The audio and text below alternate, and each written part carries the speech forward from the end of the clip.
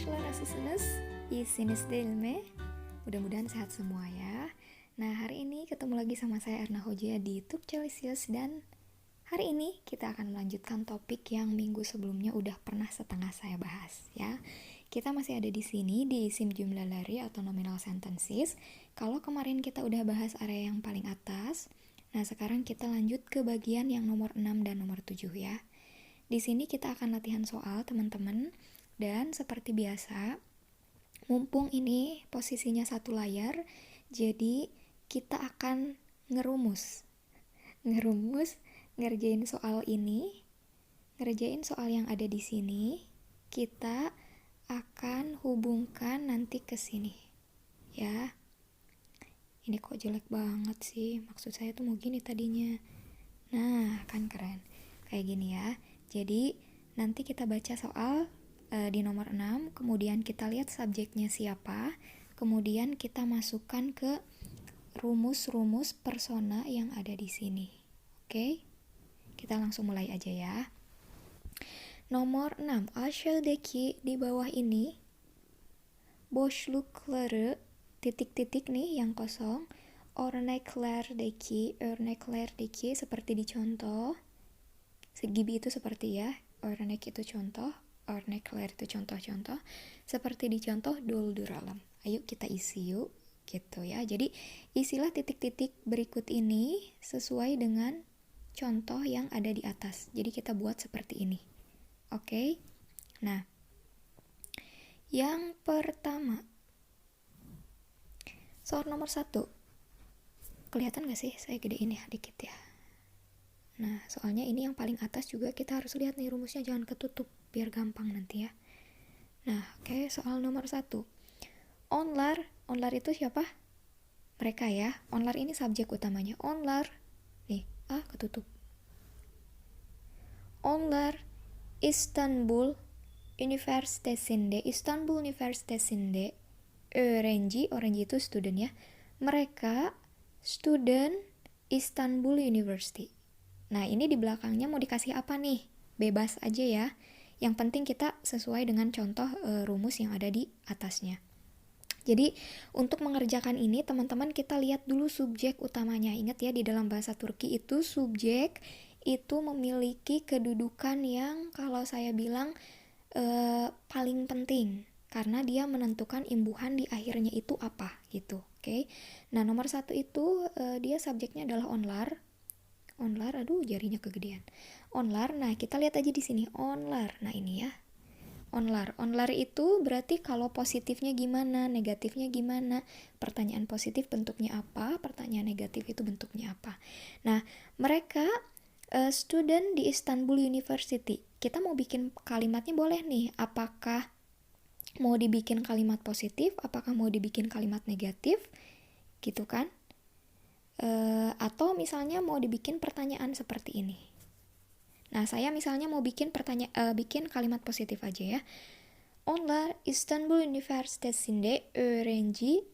Kalau mau positif yang mana yang ini ya? Kalau mau positif yang ini. Öğrenci berarti kita tinggal tambahkan ler aja di belakangnya. Öğrenci ler. Gitu. Onlar İstanbul Üniversitesi'nde öğrenciler. Gitu ya. Atau kalau misalnya mau negatif, berarti nanti tinggal ditambahkan ini, değil. Onlar İstanbul Üniversitesi'nde öğrenci değiller. Gitu. Bisa ya? Kalau negatif, tinggal ditambah dengan değil. Nah, lernya ini kenapa dia pakai kurung buka kurung tutup? Kalau onlar, kita boleh menyertakan ler, boleh juga tidak. Bisa?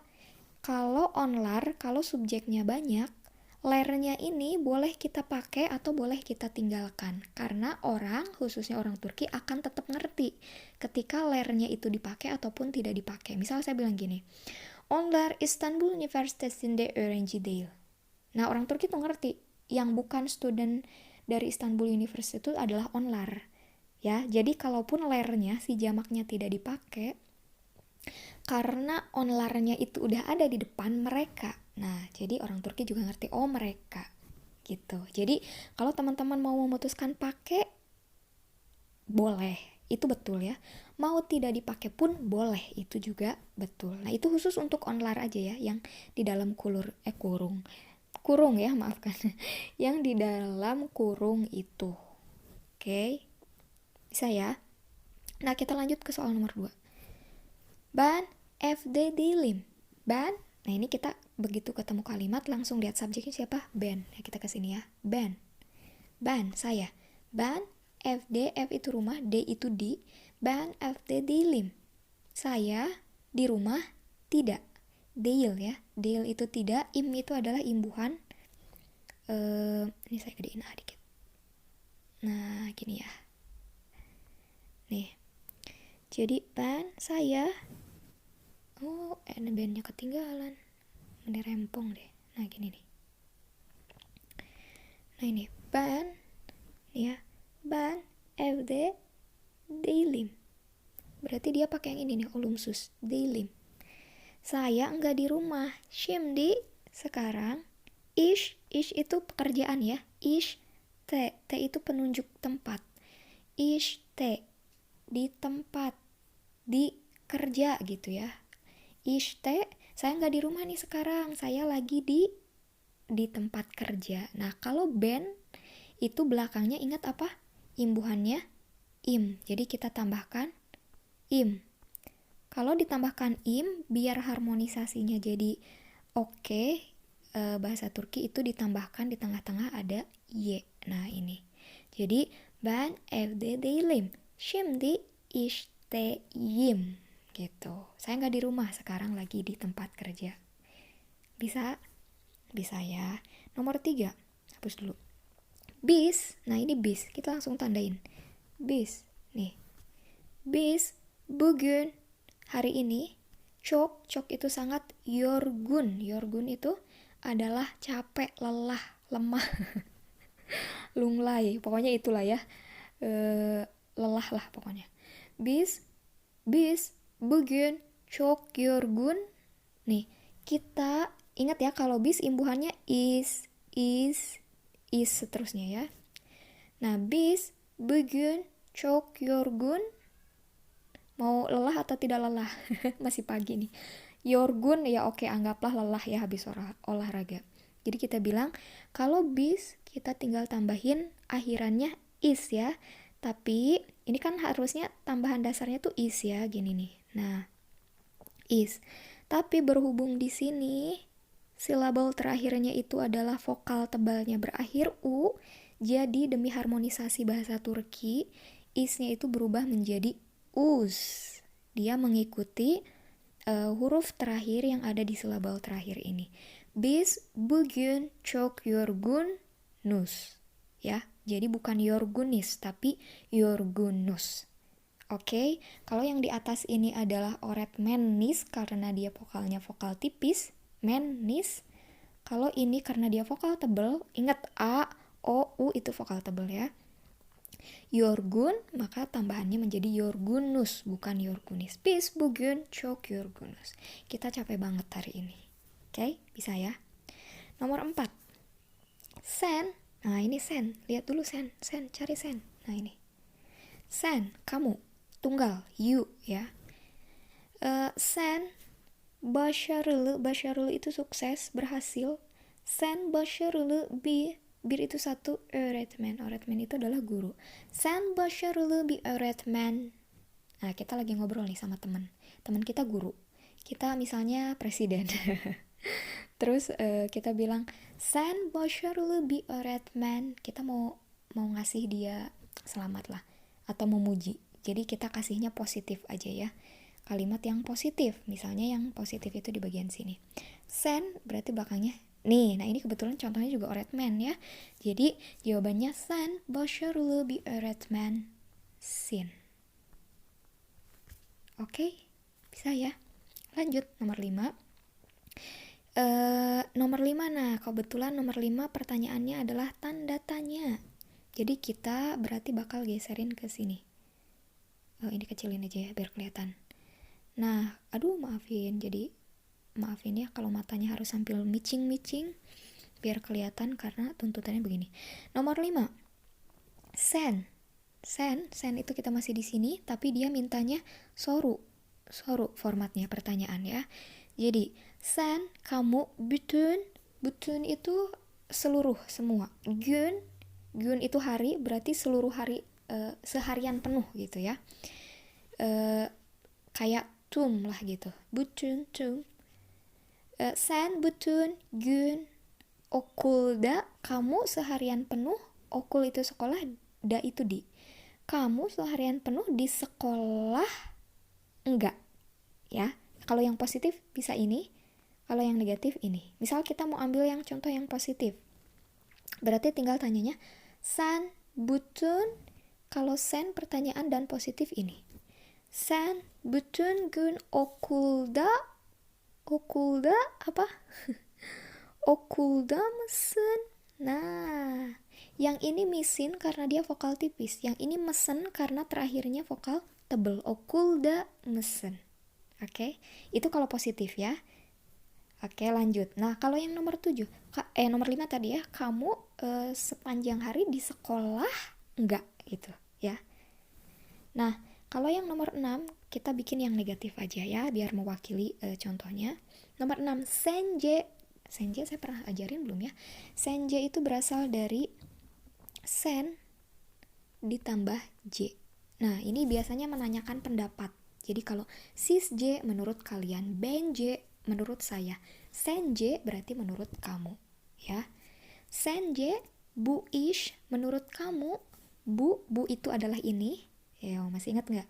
Bu adalah ini, kemudian ish itu adalah pekerjaan ya. Tehlikeli itu adalah berbahaya, dangerous. Tehlikeli. Senje bu ish tehlikeli. Nah, itu ya. Jadi nadanya harus begitu banget. Senje bu ish tehlikeli. Saya mau, ini sorunya saya udah janji mau jadiin yang soru yang negatif yang ini ya. Nah, soru negatif ini jadi kita pakai format yang ini. Senje bu ish, cirinya adalah kalau dia mau pertanyaan ada misinnya, terus kalau dia pertanyaannya negatif dikasih deil di depannya. Deil misin ya. Patumpuk gak sih ini? Nah, biar enggak. Nah, gini ya. Jadi sence bu ish tehlikeli deil mi. Kok enggak misin Kenapa deil mi? Nah, kita perhatikan ya. Karena yang ditanya itu adalah apa istilahnya tuh, tentang objeknya, buish nih.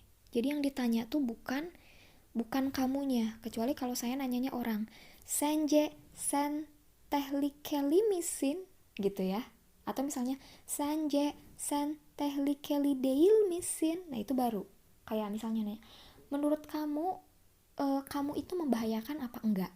Nah, itu kita baru pakai konteksnya misin. Tapi karena ini yang ditanya, subjeknya adalah ishnya nih, jadi ishnya itu otomatis si objek, dia statusnya adalah objeknya itu jadi o. Paham gak sih apa yang saya sampaikan? Menurut kamu kerjaan ini tuh bahaya atau enggak? Nah, itu tuh pertanyaan dalam bentuk bahasa Indonesianya. Jadi yang bahaya itu siapa? Dia merefer ke siapa? Bukan ke sennya, bukan ke kamunya. Saya cuma nanya pendapat kamu. Pekerjaan ini, misal ngelas nih ya, menurut kamu ngelas itu bahaya nggak sih? Atau menurut kamu pekerjaan ngelas itu nggak bahaya ya? Gitu, kayak gitu loh. Menurut kamu pekerjaan ngelas nggak bahaya? Nah, kayak gitu loh. Jadi sence bu ish tehlikeli deilmi, menurut kamu pekerjaan ini gak bahaya gitu, kok kamu berani-beraninya sih ngelakuin itu. Nah, kayak gitu loh konteksnya. Bisa ya. Jadi yang pertanyaan nomor 6, kalau mau saya bikin jadi negatif, itu akan menjadi sence bu ish tehlikeli deilmi. Nah, ini kalau mau saya bikin jadi positif bakal gimana? Bakal mengikuti format yang o saja, o yang positif. Nah, ini o yang positif gimana? Sence bu ish tehlikeli mi, gitu doang. Menurut kamu pekerjaan ini bahaya nggak? Gitu. Kalau tadi yang pertama, menurut kamu pekerjaan ini nggak bahaya, kayak gitu loh. Ya, bisa ya. Kalau misalnya masih bingung, boleh di rewind lagi, disimak lagi apa yang saya sampaikan barusan. Oke, kita lanjut nomor 7 ya. Nomor 7, hilangin dulu. Bis, subjeknya bis. Bisnya ada di sini ya. Bis football ju. Kalau football itu adalah football, ju ditambah ju itu adalah menunjukkan sebuah profesi. Kayak posta itu kantor pos, ditambah je jadi tukang pos. Posta je gitu kan. Terus misalnya ekmek itu roti ditambah imbuhan ji yang melebur jadi ci, ekmek ci itu menjadi tukang roti gitu ya. Kalau manawi itu adalah, ini ya, masih ingat nih, saya nggak tahu teman-teman masih ingat apa enggak. Kalau manawi itu adalah adalah toko sayur dan buah, kita tambah je itu jadi manawje atau tukang buah, tukang sayur. Nah ini football ju itu berarti adalah pemain football. Ini footballnya versi Indonesia lah ya, jadi sepak bola, bukan football versi Amerika. Bis football ju, mau positif atau negatif terserah teman-teman. Saya misalnya ambil yang contoh negatif. Nah ini ya, bis football ju, kami bukan pemain bola, kita bukan pemain bola. Jadi bis football ju karena bukan, they apa? Bis itu akhirannya is. Nah ini, bis football ju deilis, kami bukan pemain bola gitu.